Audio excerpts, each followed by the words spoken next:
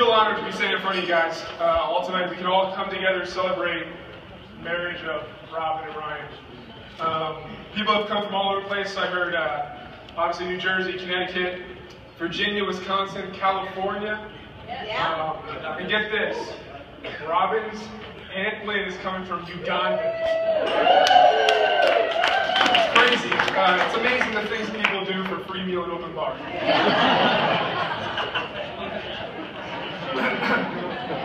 So first, I just want to thank Jerry and Lee and Auerbach.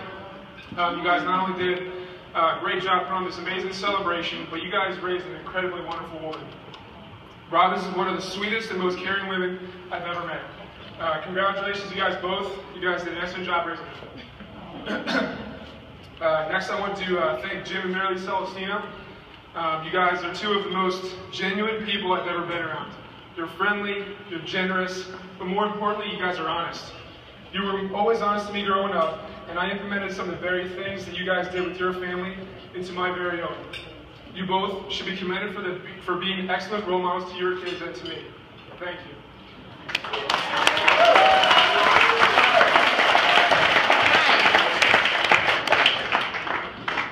Alright, so for those that don't know me, my name is Dennis Choshko, and I am representing my friend Ryan Celestino as his best man.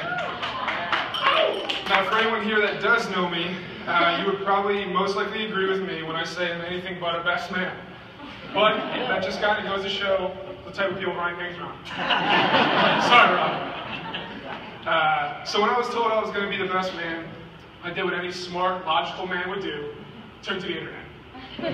So I spent hours and hours, and I found some really awesome stuff. And then all of a sudden I realized I should be looking for speech ideas. But Ryan and I shared some really awesome stuff on Twitter, a bunch of videos and stuff. We were going back and forth, which was cool. Ryan and I actually grew up together. If I looked all the way back to the earliest pictures of me as a kid, he was there. Our parents were friends, and we became friends with that. Wherever I was, he was. And likewise, wherever I was, he was. Or he was, I was. I have to say, though, Ryan was an awkward baby. He was pale, he was chunky, he was kind of hairy. Now, 20 years later, nothing's changed.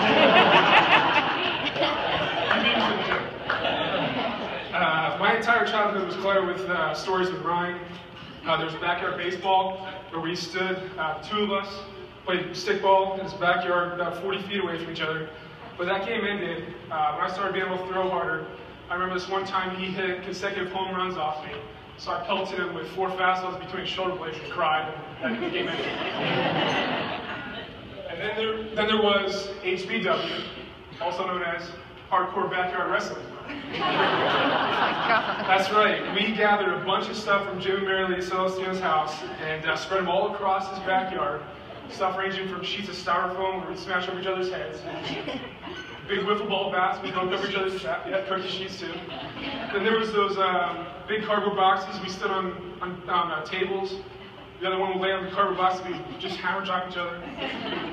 But again, that game ended when Ryan grabbed his old hockey glove, acted like Mick Foley's Sacco, and shoved this hockey glove down my throat, and I cried, and the game ended. And as you can see, this was our friendship. It was all about competition. Until one of us really couldn't keep up with the other, and ended in an emotional break. After all, Ryan's nickname growing up was Crying Ryan.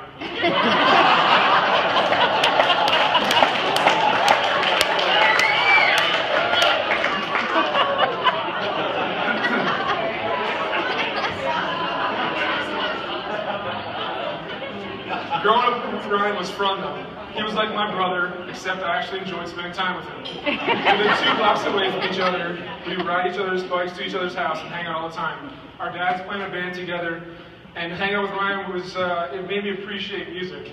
He became the rock star, and I played the role of a groupie. But that pretty much was how it was like growing up with Ryan. He was always the cool kid. He matured early and reaped the benefits of it.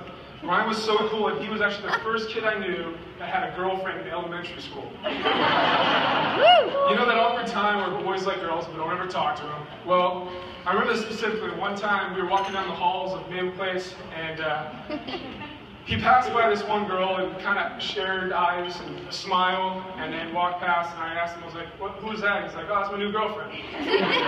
Like, this kid made that type of relationship cool. He was the epitome of cool growing up. Imagine that.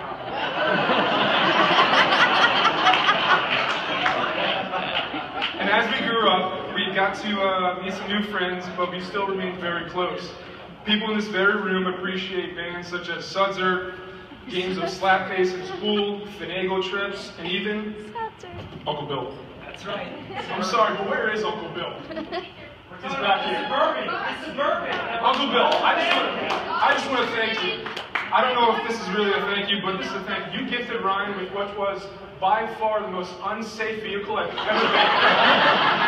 It's $1. That vehicle gives me nightmares still.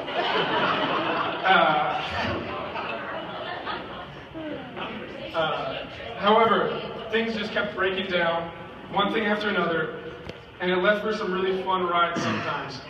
Every time we would hit a bump in the road, the glove box would slam open, and everybody in the car automatically just said, Uncle Bill. It was almost like a thank you, but an F you at the same time.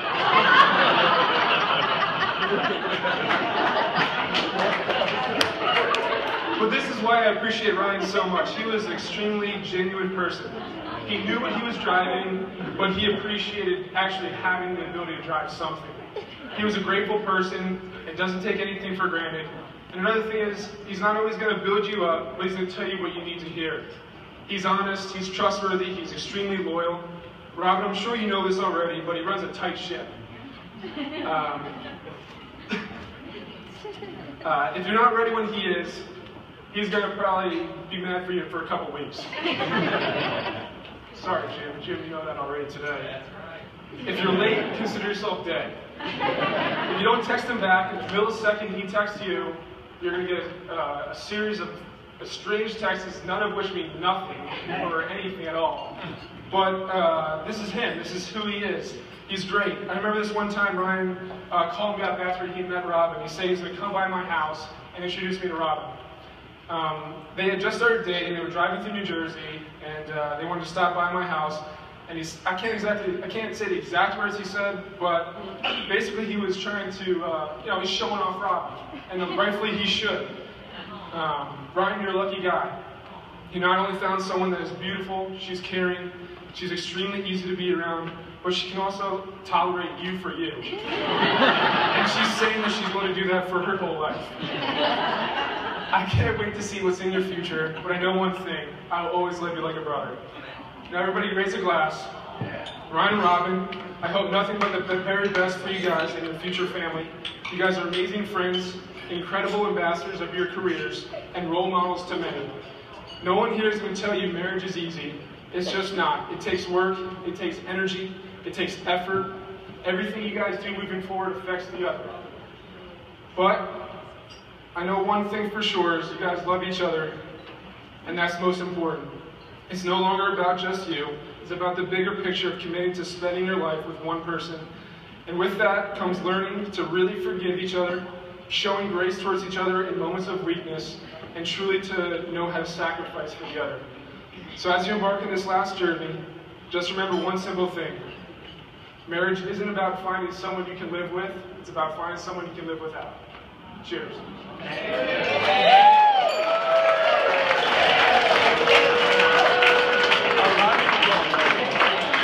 That was so good.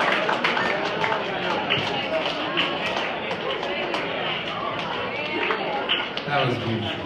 That was beautiful. I'll tell you what we're going to do. I'm going to have the bride